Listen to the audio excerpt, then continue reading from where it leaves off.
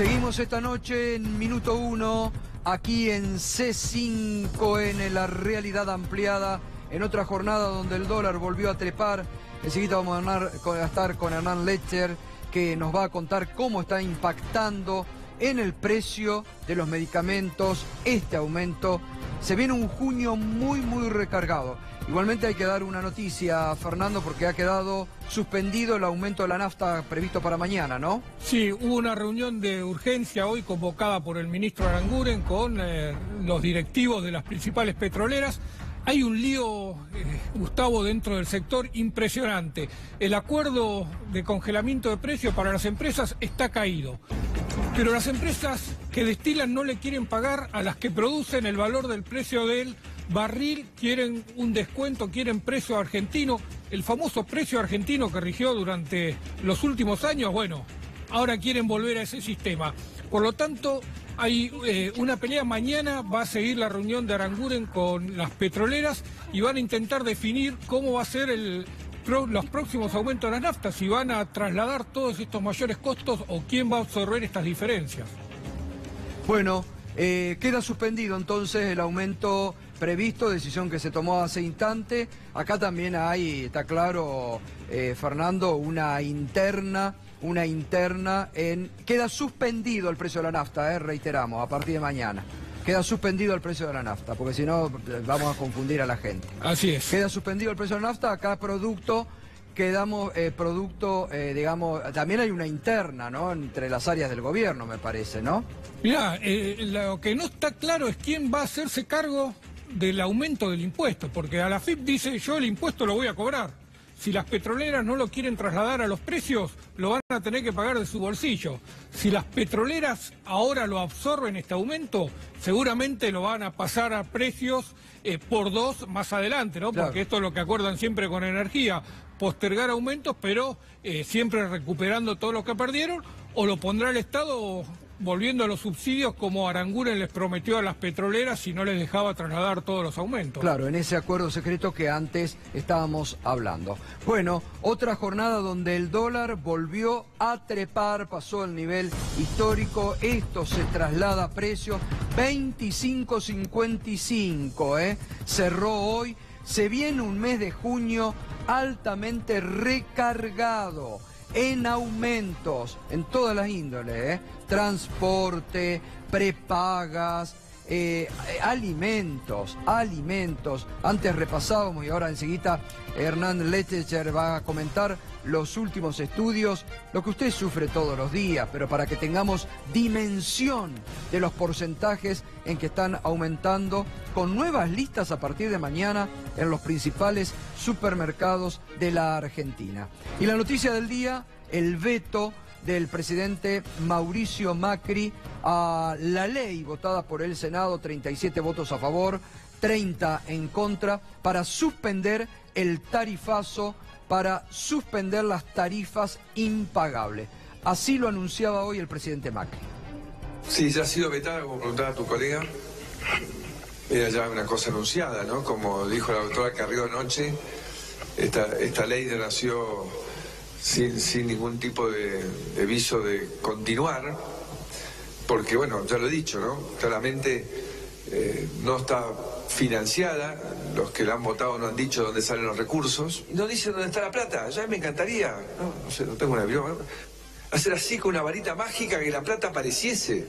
Sería maravilloso, pero no. Significaría que deberíamos suspender la UH el resto del año, la discapacidad, parte de las jubilaciones, o suspender todas las obras que tenemos por todo el país. Los gobernadores, los senadores, lo hablábamos con Rogelio esta mañana, ellos tienen que explicar por qué votaron algo que ellos mismos dijeron que era un desastre, que era un mamarracho, escuché decir por parte de ellos, que no era viable, que me pedían que les asegure que lo iba a vetar. ¿Para qué lo hicieron? ¿Qué quería hacer, una demostración de poder el peronismo?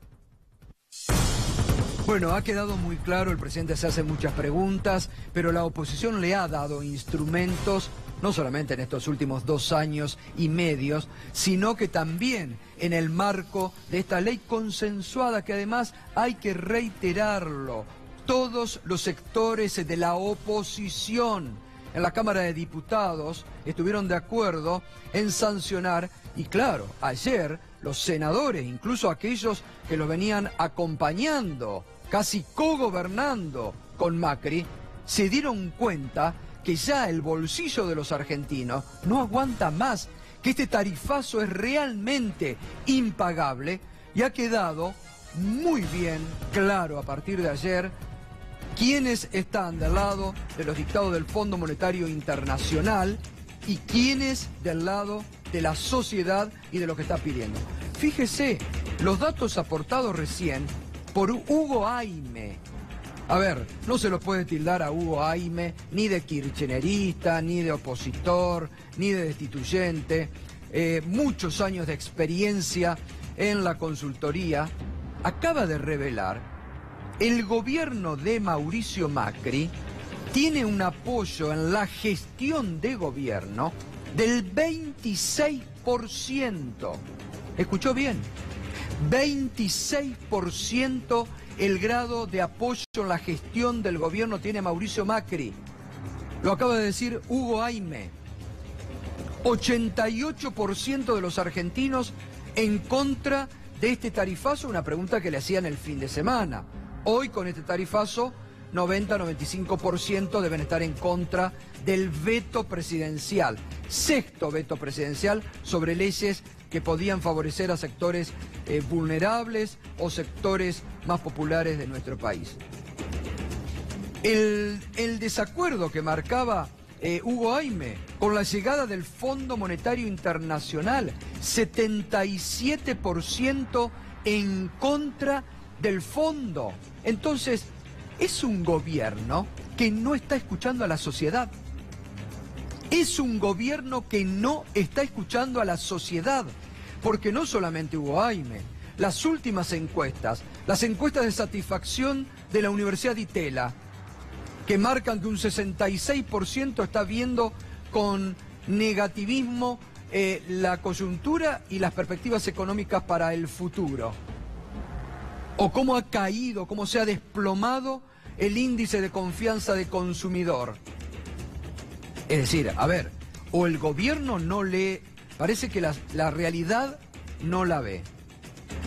La realidad no la ve, no la siente, no la percibe. Ahora, ¿no lee las encuestas que sus propias encuestadoras amigas le están marcando como el índice, ese índice de económico y político que hace Management and Fit, que publica todos los domingos en el diario Clarín, como también se ha desplomado?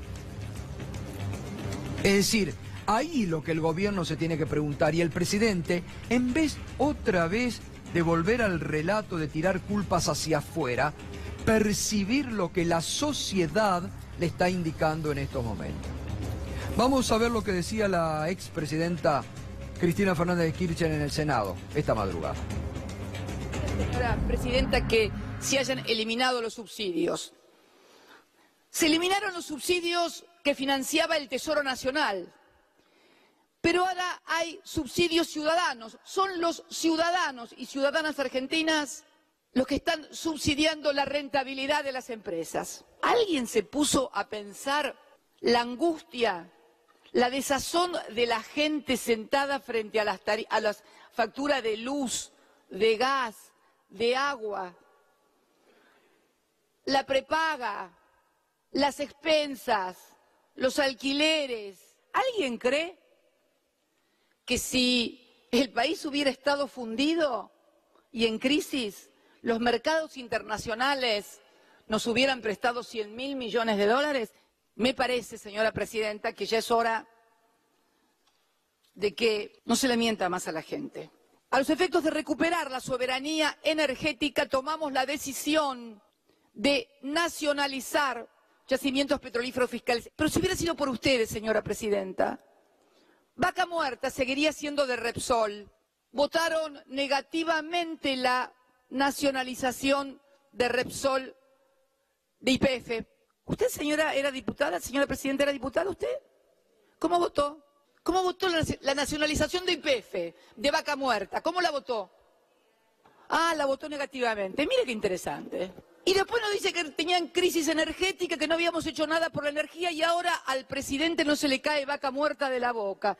Va y se saca fotos y casi lo toma, dijo el otro día en el discurso, casi como una empresa personal. Pero fíjate vos, lo que pasa ahora lo ocultan y lo callan e inventaban cosas que no sucedían.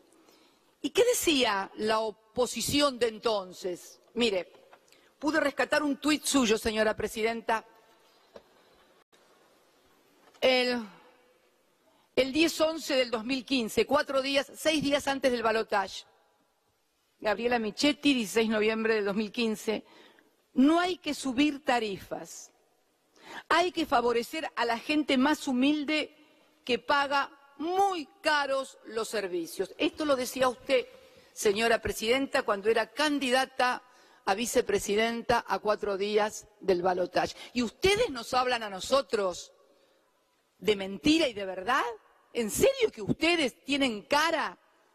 ¿Ustedes tienen cara para hablar de mentiras en la República Argentina? Se cansaron de mentirle en todo. A los trabajadores que no iban a pagar ganancias. A los usuarios que no iba a haber tarifazo. Que no iba a haber devaluación.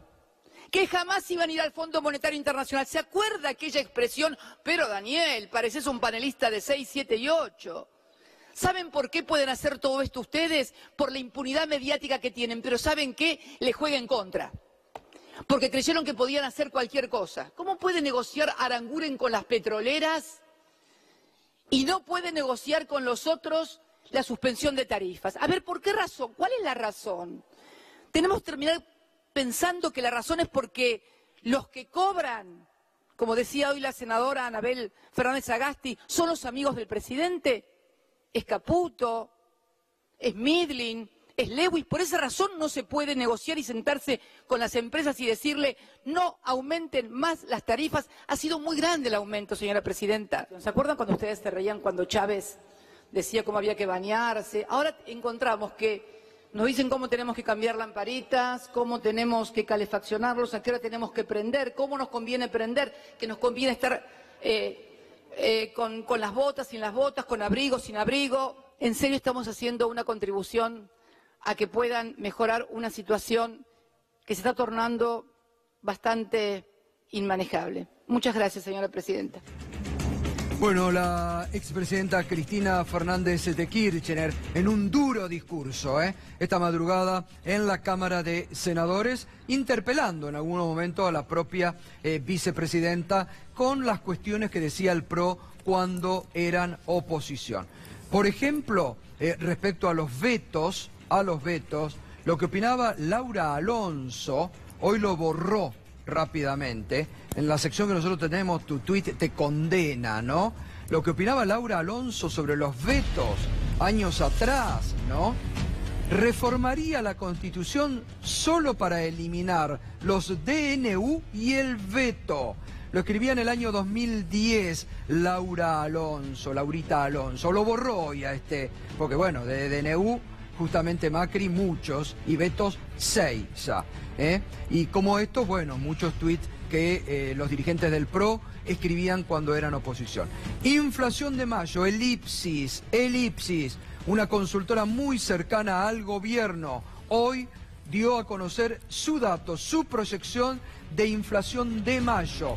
Para Elipsis, en este junio que se viene además recargado, la inflación de 2,8 da Elipsis para el mes de mayo, anual 27%. Melconian decía, con suerte un piso de 25. Ya están dando 27%. Fíjese qué lejos que quedó aquel anuncio del 10%, después mejorado el 28 de diciembre de 15%. Y pensar que muchos sindicalistas y el gobierno les exige firmar pautas salariales por 15%, sin cláusula gatillo. Por eso, Camioneros está pidiendo hoy 27%, esto, 27% que está proyectando el IPSI, está pidiendo Camioneros, para, con cláusula gatillo, obviamente, ¿no? Y muchos gremios que ya ahora muchos gremios que ya están diciendo, no, bueno, firmamos mal, vamos a tener que actualizar. Porque además, esto es una encuestadora. Fíjese, y ahora vamos a seguir con Hernán Lecher, pero fíjese esto nada más, Fíjese, entre diciembre del 2015 y mayo del 2018, fíjese el porcentaje. Tomamos 6 productos muy populares.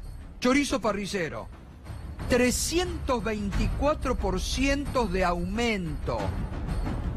Aceite, 1,5 litros, esencial realmente tener un aceite, 254% de aumento. Cerveza de 1 litro, esa que el funcionario de Saladillo dijo, dejen de consumir cerveza y paguen las tarifas de luz. 245% de aumento. Papa, el kilo de papa aumentó del diciembre del 2015 a mayo del 2018 un 239%. Arroz, un producto esencial, básico, 223%. Y la manzana, 198%. Y la inflación que no se detiene realmente. Y Hernán, ¿qué se espera a partir de los próximos días? Y con esta suba del dólar que no para, además. No, complicado. Ya hay algunos medios que empiezan a anunciar, a mencionar que probablemente la inflación supere el 2,5, aquellos que son más afines al gobierno en el mes de mayo. Esto significa que llegas al 12%, superás en realidad el 12% en los primeros 5 meses. O sea, te quedan 7 meses de pérdida de poder adquisitivo, por ejemplo, para la administración pública. Si uno proyectase un 2% para junio, llegás a la pauta del 15% en junio. Vos mencionabas algunos de los precios de los aumentos en los últimos 2 años, 2 años y medio. Nosotros medimos, te decía hace un ratito, los 2 últimos meses. 16% en promedio nos da para los 37 productos que medimos habitualmente todos los meses. 16%, claramente por encima de cualquier estimación inflacionaria. Te agrego algunas cosas, recién te mostraba algunos. El pan. El pan, lo que ha aumentado es tremendo. 38, han hablado en este programa muchas veces esto. Bueno, pero tiene que ver además con una decisión del propio gobierno de haber desregulado todo. Claro, si vos habilitás a que el trigo se venda sin ningún tipo de requisito a nivel internacional, el precio es el del commodity a nivel internacional. No existen más los ROE, no existen más las retenciones. Finalmente ese es el precio. Vos viste que además el gobierno ha planteado además ahora, ha salido medio a las corridas, bueno, trabajemos con el precios cuidados y retomemos el precios cuidados. Bueno, la verdad que es un programa que han denostado... nuevos alimentos, ¿no? Nuevos productos. Sí, lo que pasa, lo han denostado en los últimos 2 años. ¿Por qué? Primero porque no tiene publicidad, y la verdad que eso funciona con publicidad. Pero además, todo el tiempo cambian los productos. En realidad es un programa de precios de referencia. Si yo te cambio los productos todo el tiempo y te incorporo nuevos productos, los que entran con aumento, no entran al precio que deberían haber tenido si se quedaban ahí. Mirá, te traje, recién te hablaba de la gaseosa cola. Fíjate, este era un producto que estaba en precios cuidados hasta septiembre del 2016. El último precio que tenía era 20,37. Lo sacaron del programa Precios Cuidados y hoy valía 50 pesos. 150% de aumento. El caso del aceite, algo parecido. Valía en abril de 2016, cuando salió finalmente del programa, 12,22. Vale 35,65. El precio de hoy, antes de venir. 200%, 192%. Esto es la política que tiene el gobierno. Ha desregulado ahí que veo que tenés algo que 62%. Bueno, esto tiene algún grado de estacionalidad, es la cebolla. Claro, bueno, sí, eso sí. No, que puede tener alguna significación de eso. Pero bueno, en general, fíjate la cerveza que hablabas recién. En los últimos 2 meses, 18%. Últimos 2 meses. Solo en los últimos 2 meses. Claro. ¿No? Bueno, ¿y qué inflación pollo, están? 16%. Claro. En general los cortes de carne ¿Qué están inflación entre el 10 están y el previendo 15. ustedes para mayo?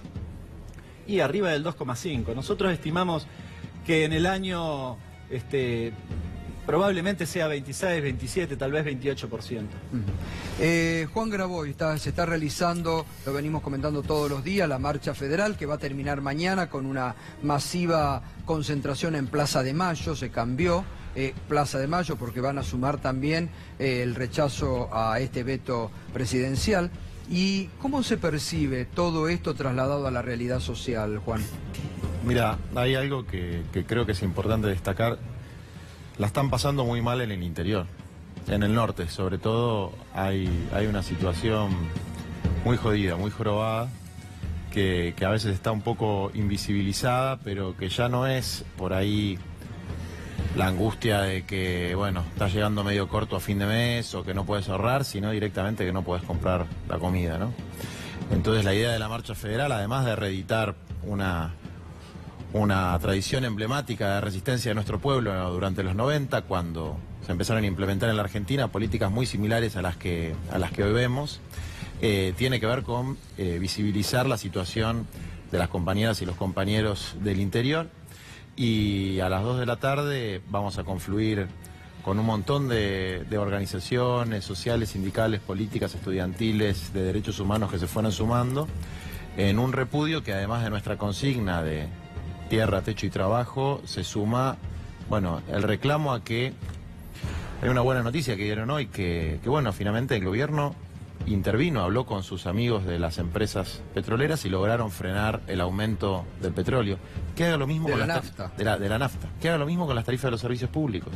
Que respete al legislador o que retroceda con aumentos que no solamente van a perjudicar a la gente que lo sufre en la factura, sino que tienen un efecto indirecto que perjudica absolutamente al conjunto de la sociedad.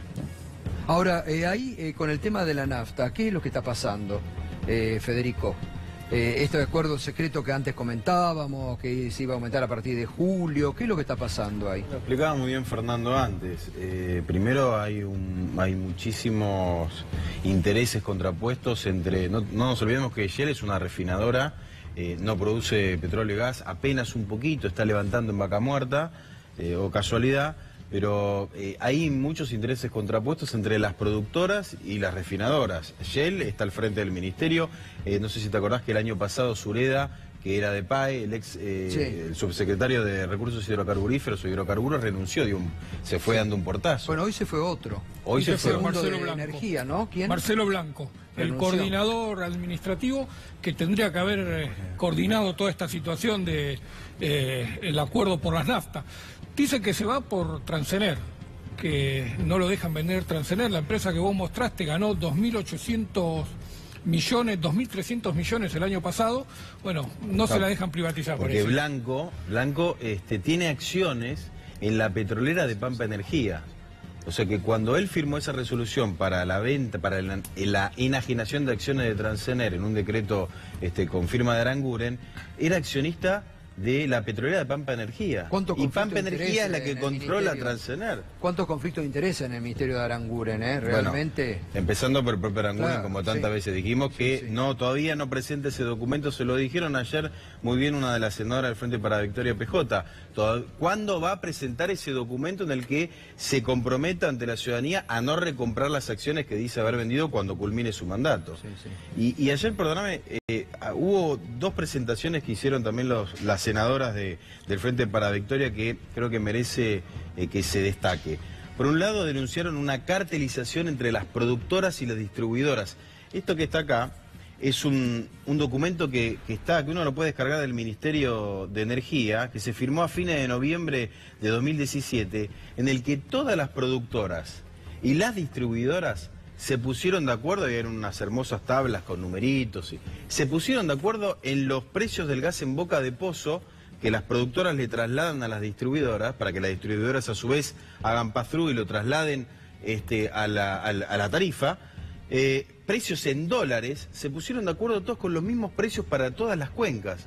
De estos acuerdos surgieron los contratos entre productoras y distribuidoras que presentaron al Enargas. El Enargas convalidó una cartelización y un abuso de posición dominante entre productoras y distribuidoras para un incremento de acá a 2019 del precio del gas en boca de pozo, que va a ir incrementándose, y en dólares. Esta cartelización y este abuso de posición dominante avalado por el cártel ministerial, el grupo Shell, con poder de ministerio, lo dijeron ayer las senadoras del Frente para Victoria. Y otra cosa, esto, Gustavo, es una... no perla, porque lo transmitió ayer la senadora Sagnún por Santa Fe, también del FPV-PJ. ¿Qué dijo? Esto es un documento de el Enargas que vale para todas las licenciatarias. El Enargas convalidó lo que las licenciatarias presentaron con informes de consultoras que contrataron, en el que están diciendo que incrementaron la base tarifaria 33 veces sin ningún justificativo más que el que las mismas consultoras les dijeron a las licenciatarias que, miren, es 33, pero en realidad debería ser el doble, porque metieron en la base tarifaria todos los caños que heredaron de la privatización y de la década kirchnerista.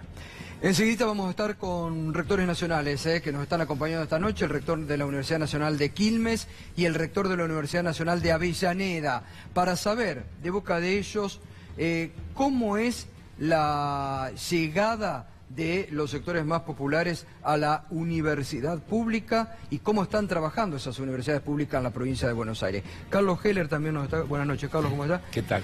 2,5 proyectado de inflación de mayo, el dólar que no para. Sí. ¿En qué ¿Me momento? dejás primero hacer una consideración de algo de lo que pasó en el programa? Sí. Que no pasó en el programa, que mostraste en el programa.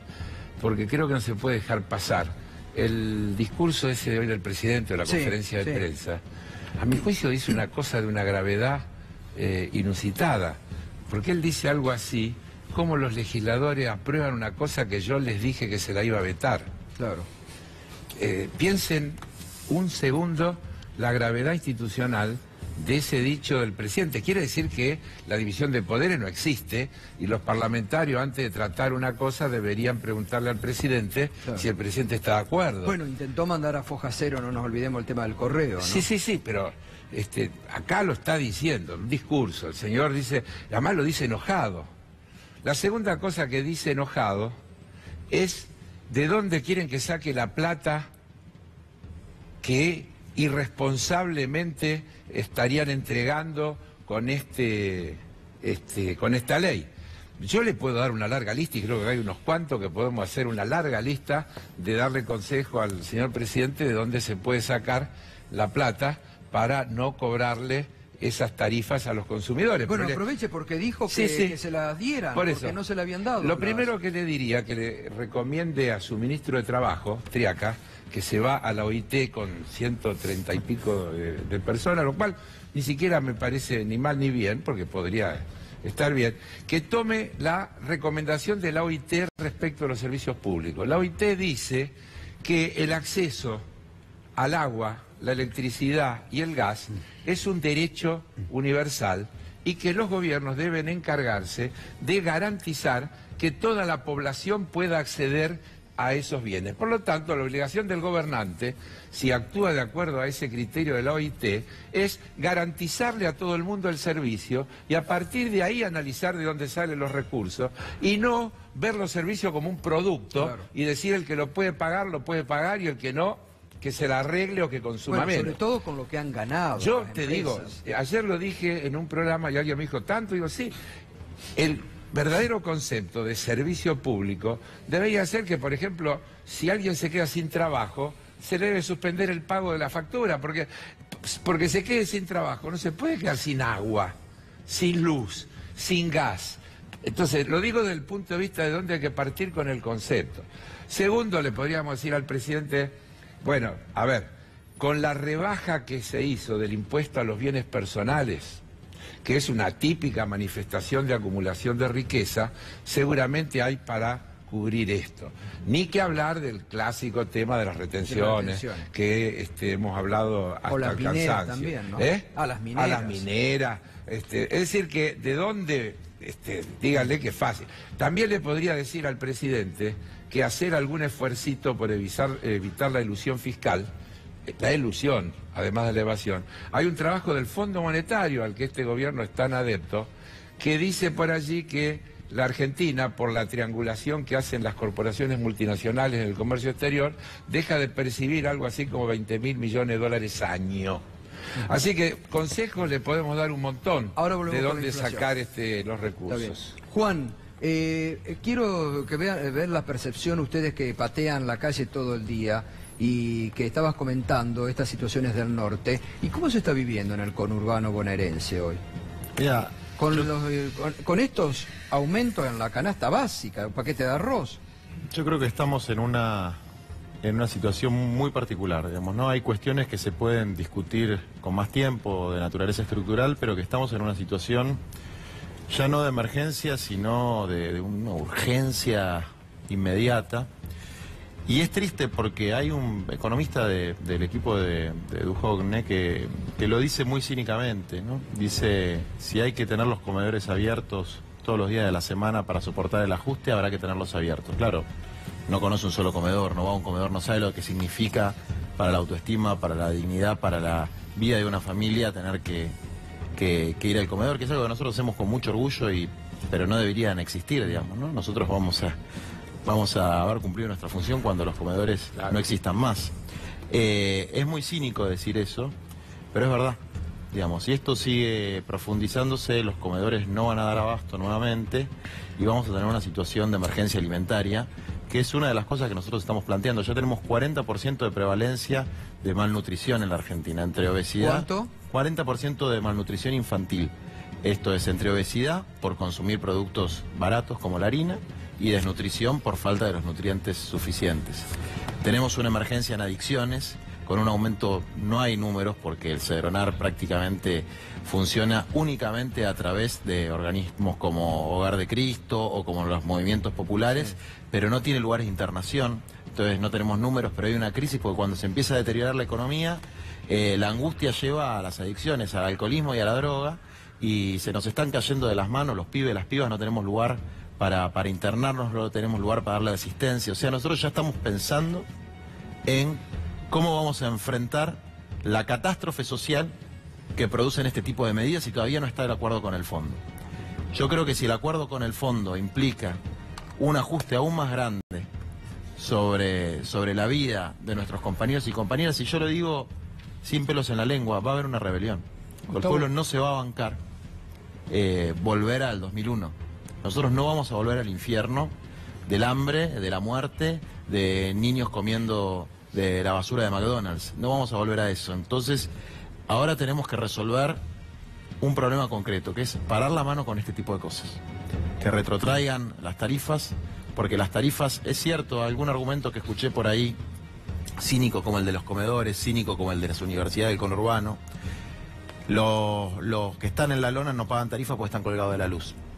Hay algo de cierto en eso. Quiere decir, hay muchos compañeros y compañeras, más de 800.000 familias que no tienen acceso formal a la luz, al agua, al gas. Pagan una tarifa oculta, que es la tarifa de que se te prenda fuego la casa y se te mueran los pibes, o que el televisor que pudiste comprarte explote por las subas y bajas de tensión. Pero cuando hay un aumento en las tarifas de los sectores medios bajos, el cartón que sacaba el vecino ya no lo saca más, saca la mitad, hay 2 cartoneros en vez de 1, lo que vendía el vendedor ambulante no lo puede vender más.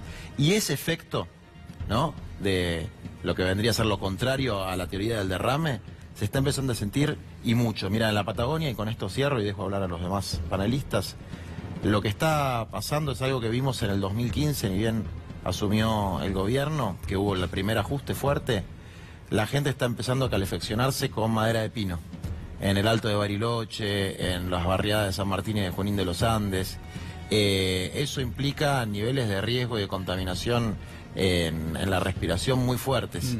Y son cosas que desde la soberbia del poder no se ven porque pareciera que son simplemente números y que si dejas de tomar cerveza, esas cosas, ¿no?, bueno, típicas del gorila, del paquete, del que no entiende el sufrimiento del de abajo, el que mira por arriba del hombro, pero que en la vida cotidiana hay un deterioro muy grande y que ojalá que lo que hacemos los movimientos populares, las organizaciones sociales, políticas estudiantiles, que es canalizar la bronca en una protesta pacífica y democrática, y eso en propuestas concretas, sea escuchado del lado de quienes tienen la responsabilidad institucional de que la Argentina no se vaya al tacho. Ahora, Juan, yo te estaba escuchando con mucha atención, porque aparte sé de cómo ustedes contienen, ¿no?, cómo contienen algo que tendría que hacer el Estado.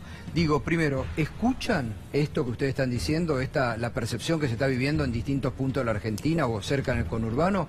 Y segundo, ¿Cuál es la respuesta cuando, por ejemplo, el otro día reiteró la ministra Patricia Bullrich que no van a tolerar una marcha más, ni un piquete más, ni un corte más? Mira, te digo dos cosas. Mañana, bueno, como vos sabés, lo anunciaste, a la mañana tenemos una movilización con los compañeros de la Garganta Poderosa desde la Villa 20. Sí, a las 8 de la mañana para ir a un juzgado, ¿no? Y después vamos a tribunales por casos de tortura que se vienen sucediendo de manera bastante sistemática por parte de las fuerzas federales. Y a mí me preocupa sobremanera estos gestos hacia las Fuerzas Armadas, que parecen cosas que, viste, por un lado teorías conspirativas o cosas que no van a suceder. En Brasil sucedió. Cuando se les desbordó la cosa, llamaron al ejército para reprimir la protesta. Un gobierno que tiene el 5% de popularidad, está peor que el 26% de Macri. Es decir, en América Latina hay un plan Cóndor 2, que es distinto al primero, pero hay un plan Cóndor. Y eso tiene que ver con que estos señores, si se va todo al diablo, vuelven a sus countries. Y nosotros quedamos, y el pueblo queda. Entonces, el esfuerzo que tenemos que hacer es para evitar que nos lleven a esa situación. No para empujarlos, para evitar que nos lleven a esa situación. Porque después volver, salir del infierno, cuesta muchos años. Y vemos que esta idea de represión de la protesta social es la mejor fórmula para desestabilizar un gobierno democrático, vamos a decir, porque la protesta social lo que hace es canalizar la bronca en un sentido positivo, propositivo. Si no, lo que se generan son implosiones en las familias, que se destruyen las familias, o explosiones en lo que, como sucede en Brasil, cortes de ruta, saqueos, todas las cosas que terminan impulsando y terminan siendo de alguna manera caldo gordo para lobbies de poder, devaluadores, etcétera, que es lo que nosotros no queremos que suceda. Carlos, y económicamente te preguntaba yo, ¿a cuánto se está de un límite que está marcando muy crudamente a nivel social, Juan? A ver, varias cosas diría. Una, se está hablando todos estos días de recálculos a la baja de la expectativa de crecimiento del Producto Bruto. 0% están diciendo algunas encuestas, algunas consultoras. Digamos que los que hablan de las grandes y demás dicen que del 3,5 que decía el presupuesto verdad, porque viste que el gobierno habla de los números de la verdad. Quiero decir que los números de la verdad era 3,5 de crecimiento del PBI, dólar promedio del año 19,50, inflación 10%, esos eran los números del presupuesto verdad.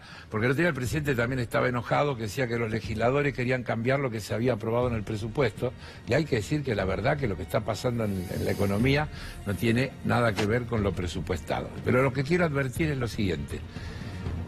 El año 2018 empezó con un arrastre, un tema de cómo se calcula el crecimiento. Seguramente el Archer me puede ayudar inclusive. Esto significa que para que dé 1,5, de acá a fin de año tiene que ser recesivo y a la baja todo el tiempo. Lo dijo el propio Duhovne. Para que dé 1,5 en el año, lo que falta del año tiene que dar negativo. Tiene que dar negativo. Es decir, que el nivel de actividad económica se tiene que reducir, es decir, que aumentará el número de desempleados, es decir, que el círculo perverso, digamos, de la política de ajuste va a seguir inexorablemente si la resistencia a los ajustados no le pone un límite, que yo sigo insistiendo en que esa es la cuestión esencial de los ajustes no terminan nunca. Grecia lleva 8 años de ajuste permanente y ¿sabés qué? Perdió un 22% del PBI. Tuvo 13 recortes jubilatorios. Allí son nominales. Acá pueden hacerlo jugando con la inflación y lo hacen ir por detrás y entonces dicen que están aumentando, cuando en realidad van perdiendo poder adquisitivo. Pero en Grecia, que tienen moneda común, no lo pueden hacer. Tienen 13 disminuciones de el valor de la jubilación. Entonces, termino con una cosa.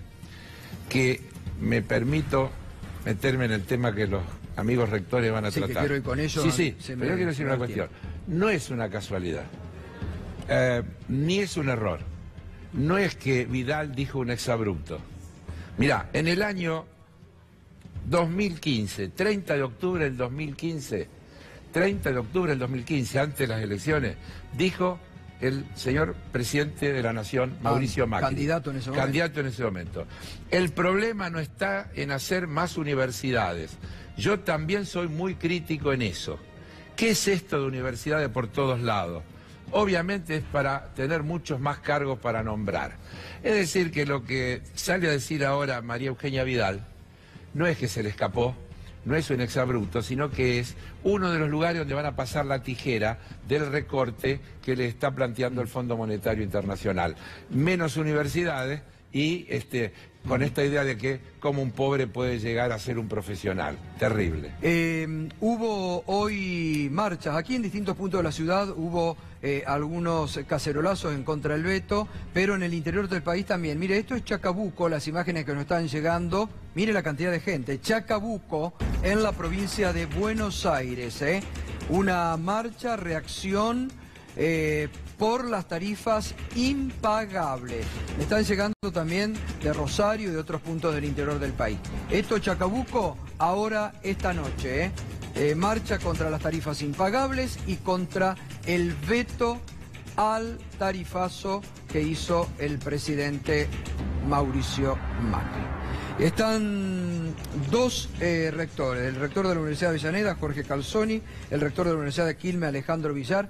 Quiero decirles que son dos universidades que conozco, que fui, que me interioricé, que a mí lo que más me impresionó de estas universidades no solamente son la cantidad de carreras que tienen, alternativas, muchas de esas que no tiene la UBA, sino también, cuando hablé con muchos alumnos, me decían, muchos alumnos que decían, ahora sí tenemos la posibilidad de estudiar porque la universidad está cerca y no tenemos los costos de viajar a la capital federal. Y Alejandro, ¿qué hay de esto? A ver, porque hoy a la mañana hablábamos y también hablábamos con Alberto Silioni, los números de la realidad indican lo contrario a lo que dijo la gobernadora, que hay mucha gente de situaciones, clases sociales, que acceden a la universidad, ¿no? Sí. Sí, totalmente. Las universidades del conurbano particularmente tenemos un nivel muy alto de lo que sería la primera generación que va a la universidad, el primer joven que una familia puede colocar en la universidad, oscila entre el 85 y el 90, dependiendo qué universidad. También hay datos sobre cómo ha crecido la presencia de los sectores de los quintiles más bajos de la sociedad, casi se ha duplicado en algún caso, es decir, en ese sentido hay una falta de información por lo menos. Por ejemplo, yo les comento sobre el tema de la cantidad de estudiantes. Cuando se crearon las universidades de Avellaneda y de Jaureche, que está en Florencio Varela, nosotros en Quilmes pensamos que se iba a reducir la matrícula. Para nada. Nuestra matrícula siguió creciendo y es claro que esas universidades absorbieron a jóvenes que por razones de tiempo, de distancia, de ubicación, no iban ni siquiera a la de Quilmes. Entonces, me parece que ahí hay claramente una falta de información en el mejor de los sentidos, ¿no? ¿Cuántos años tiene la Universidad de Quilmes? No, va a cumplir 30 años dentro de... ¿Cuántos alumnos tiene en este momento? En este momento tenemos 26.000, tenemos 12.000 y 14.000. 14.000 presenciales, 12.000 virtuales. Y Alejandro, y Jorge, ¿y la Universidad de Avellaneda cuántos años tiene? Empezó en el 2010, o sea, le vamos a cumplir 8 años. 8 años. Sí, sí. ¿Cuántos alumnos actualmente? 14.000 regulares, en realidad son mucho más, pero bueno, una consecuencia de las políticas actuales, lo que están hablando los compañeros, es que hay una disminución en la regularidad por distintos problemas económicos, ¿no? Básicamente socioeconómicos. Una merma de los chicos que no pueden ir por el transporte, una cantidad de situaciones. Hoy lo escuchaba Alberto Silioni y te decía, el 40% de los estudiantes de Hurlingham son madres o padres. Sí. Esos chicos no podían acceder a la universidad. Sí. Y tampoco es cierto que los pobres no pueden recibirse. En el caso de Moreno, ayer estuvimos en una actividad en Moreno, el 21% de los graduados de Moreno es del quintil más bajo. O sea que evidentemente eso ya demuestra que no es cierto. La verdad que son muy desafortunadas las expresiones. Creo que básicamente tiene que ver con una matriz ideológica donde se apoya este tipo de expresiones, pero claramente en los números no se da. ¿Y en Avellaneda también tienen esa proporción? Sí. Más de sectores... Sí, el 74% de los graduados. Te voy a dar un dato porque esto es un tema regional. En los últimos años, 10, 15 años en la región, pasamos de 5 millones de estudiantes universitarios a 25 millones. Epa. Esto no es una casualidad, esto tiene que ver... En Brasil está disminuyendo y en Argentina estamos casi estabilizados. Esto también tiene que ver con las políticas que son regionales, que tienen que ver con otros procesos. En cantidad de estudiantes, hoy la Universidad de Buenos Aires debe rondar los 280.000 estudiantes. Todo el conurbano que la rodea tiene 280.000 estudiantes. Quiere decir que era imposible que eso se pudiera absorber. Y es lo que dice Alejandro, es decir, se van sumando una cantidad de habitantes que no iban a la universidad, que no tenían la posibilidad ni siquiera el pensamiento. Es verdad lo que dice algún dirigente político, es decir, no estaba en su imaginario ir a la universidad. La verdad que pudimos convencerlo de que vayan, y creo que esto apunta a decir, la verdad no sé si está bueno eso, ¿no? Porque de alguna manera está queriendo decir ese tipo de cosas. Con lo cual la verdad que eso me preocupa, nos preocupa a nosotros, los colegios secundarios. Había a partir del 2005 la ley de educación es obligatoria, con lo cual vos tenés que darle el derecho a todos esos adultos que no pudieron hacer el colegio secundario. Había un programa Fines, eso se desfinanció, con lo cual... ¿Y cómo están de presupuesto? Presupuesto porque eso fue una gran pelea cuando Esteban Bullrich era ministro de Educación, ¿no? Que les intentaron en algún momento cortar el presupuesto a las universidades, ¿no? Sí, en este momento estamos muy preocupados porque la inflación está devorando los recursos que nosotros disponemos para poder funcionar. No se ha podido resolver el tema de la paritaria docente, con lo cual tenemos un nivel de conflictividad importante en las universidades. Se han parado todas las obras que estaban ya para poder comenzar, es decir, que estamos en una situación presupuestaria muy compleja, particularmente las universidades que están creciendo requieren cada año más recursos, y en este momento no está ocurriendo eso, así que hay una preocupación muy grande. El Consejo de Rectores del Sistema Nacional le pidió al gobierno, a Peña, una entrevista por la preocupación que tenemos alrededor de este y otros temas, ¿no? Ahora, ahí recién lo decía Jorge, todos estos temas que estamos hablando, ¿no? Porque yo reitero, yo he ido a las dos universidades, incluso siguen en Quilmes. Lo que más me sorprendió, que no sé si toda la gente lo sabe, ¿siguen haciendo esa sopa proteica? Sí, tenemos lo que nosotros llamamos... Tienen la carrera de alimentación. Sí, tenemos la carrera de alimentos, y tenemos un producto que es una sopa que sirve para alimentos sociales y para cuestiones que tienen que ver con situaciones de emergencia en donde podemos asistir. Y en ese punto yo quería señalar algo. Las universidades del conurbano no solo damos enseñanza, se hace investigación, se hace vinculación tecnológica, se hace transferencia, se publican libros, tenemos editoriales. Sí, es impresionante. Decir, la vida universitaria es más que la formación, es el centro, pero no es solo la formación de nuestros estudiantes, sino que somos un actor del desarrollo. Y ese actor del desarrollo hoy es central. Un país que quiere dejar de vivir de la exportación de materias primas tiene que invertir en ciencia y tiene que invertir en educación superior. Y Jorge, ¿cómo repercuten en las aulas todo esto que estamos hablando? Las preocupaciones del tarifazo, el aumento de transporte, ¿les repercuten? Sí, totalmente, la pérdida de regularidad, de dejar de cursar, en el tema del transporte. Bueno, el cuatrimestre pasado nos sucedió un caso tremendo, un estudiante de enfermería se desmayó. Había estado sin comer desde el día anterior, y bueno, la verdad que nos enteramos ahí, y los chicos a veces tienen un tema de dignidad, no te cuentan esas cosas. Se han perdido muchos programas, muchas becas que teníamos, como el Progresar, por ejemplo, cambiándolo con una lógica distinta, y bueno, y eso repercute por supuesto en las aulas, y repercute también la situación socioeconómica de aquellos que se habían decidido estudiar y que ahora tienen que priorizar, ¿no? Parar la olla, ¿no? Como decía Juan antes, y es bastante complicado eso. Sí. No, y además el trabajo, no solamente el trabajo a nivel educativo, sino también es un trabajo de contención social. Totalmente. Porque tener universidades donde no había, en esos edificios, que muchos de esos edificios estaban abandonados, y ustedes los han recuperado, los han transformado en unas universidades impecables que son, realmente también es un trabajo de contención social importante, ¿no? Sí, totalmente, la verdad que sí, y a mí me preocupa, digamos, que el convencimiento de esa gente en haber accedido de vuelta a la universidad se pierda a partir de esto, ¿no? De decir, bueno, mirá, no era para vos la universidad. Y la verdad que a mí eso es lo que más me dolió de este tipo de declaraciones.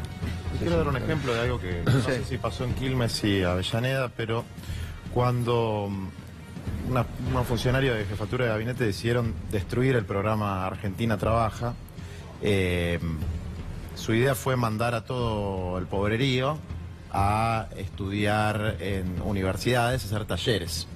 Y empezaron a hacer convenios con universidades del conurbano con la idea de que era mejor que vayan a hacer esos talleres que trabajen en el barrio. O sea, hay una contradicción muy evidente, porque por un lado hay una denostación de las universidades del conurbano, que si hay una crítica que hacerle es que no alcanzan, no que sobran, digamos, ¿no? Habría que hacer 40 veces más y tendrían que poder hacer 40 veces más. Y por otro lado, para destruir el trabajo de las cooperativas, se pretende que esos mismos compañeros que por ahí viven incluso lejos de la universidad, porque la universidad no está cerca de las villas, no, claro, vayan ahí a hacer talleres y que pierdan lo poquito que ganan en esos talleres que las universidades tampoco dan abasto ni tienen el financiamiento para hacer. Gustavo, yo soy docente de Avellaneda. Ajá. Sabés que en la primera clase doy contabilidad en la carrera de economía, y en la primera clase siempre preguntamos de dónde son los chicos, y la verdad es que son de la zona. Arranqué este año con 62 alumnos. No sé si la demanda... 62 alumnos. Efectivamente, algunos quedan en el camino por esta cuestión. La verdad que les cuesta llegar, les cuesta en realidad sobrevivir, digamos, ¿no? Ahora, la cercanía es indispensable para que puedan finalmente acceder al nivel universitario. Bien. He leído por allí un dato, ¿no? Que no solo una gran porción de esos jóvenes son primera generación universitaria, sino que en muchas familias esos son primera generación secundaria. Exacto. Es decir, que hay muchísimos de esos muchachos y chicas que además son el primero de la familia que termina el secundario. Eso tiene un enorme valor. Yo la otra vez te lo contaba a vos cuando te decía el debate en el Parlamento de Estados Unidos, cuando Sanders discutía con los republicanos, otra vez, ¿dónde sale la plata? Cuando estaban discutiendo la rebaja del impuesto a las corporaciones. Y decía, los republicanos pedían cárceles y presupuesto para cárceles. Entonces él le dice, ¿saben cuánto cuesta al Estado un preso? $50.000 año. ¿No les parece que sería mejor invertirlo en educación, en capacitación, para que esos jóvenes se pudieran formar? Hoy Macri en la conferencia de prensa dijo que iba a haber que construir más cárceles. Es que son las dos políticas, claro. ¿Sabes cuánto cuesta en un penal federal argentino un preso por mes? 100.000 pesos. Bueno. Es lo que cuesta por mes. Claro. Y a nosotros que hacemos laburo de apoyo de enseñanza universitaria, los penales, ¿cuánto y podría reinserción tener en las cooperativas universitario? No lo podemos hacer. Nos persiguen porque dicen que vamos a hacer política a los penales. Pero fíjate, hay una frase de un general golpista en América Latina del siglo pasado, refiriéndose a Bolivia, dijo, somos un país pobre, debemos vivir pobremente. Bueno, eso es lo que se está aplicando en la República Argentina. Perdóname. Permanentemente, a ver, los pobres no pueden ir a la universidad, los pobres no pueden acceder ni siquiera a un cuarto de pollo, el lomo ni que hablar. Los pobres tienen que dejar de consumir gas por redes y electricidad y tienen que dedicarse a la leña. De hecho, la leña está aumentando en la Argentina. Por eso no comparan con Uruguay. Porque en Uruguay, los que tienen gas por redes, ni siquiera utilizan el gas por redes que le importamos nosotros. Van a la leña. Ligado con el tema de la seguridad. Nosotros tenemos un colegio secundario en Espeleta, que es nuevo, tiene unos años. Y los chicos del secundario escribieron una consigna que nos pareció maravillosa, que es menos balas y más tizas. Claro. Perfecto. Sí. Gracias, Jorge. No, gracias. También Alejandro. Bueno, gracias, Carlos. Mañana, entonces, ¿a qué hora en Plaza de Mayo? Mañana a las 14 horas en Plaza de Mayo la Marcha Federal hace su acto de cierre. Bueno, y mañana también vamos a hacer un programa especial con muchos representantes del interior del país. Algunos compañeros de Juan han estado esta semana, pero mañana con representantes del interior del país vamos a hacer un programa especial para reflejar lo que Juan decía, cómo se está viviendo en situaciones en el interior. Gracias, Federico. Gracias también, Lecher, por esto. Bueno, esta es la realidad, Esta es la realidad, dura, pero esta es la realidad. Tanda, y enseguidita les voy a contar la última noticia sobre el tema correo, Enseguidita.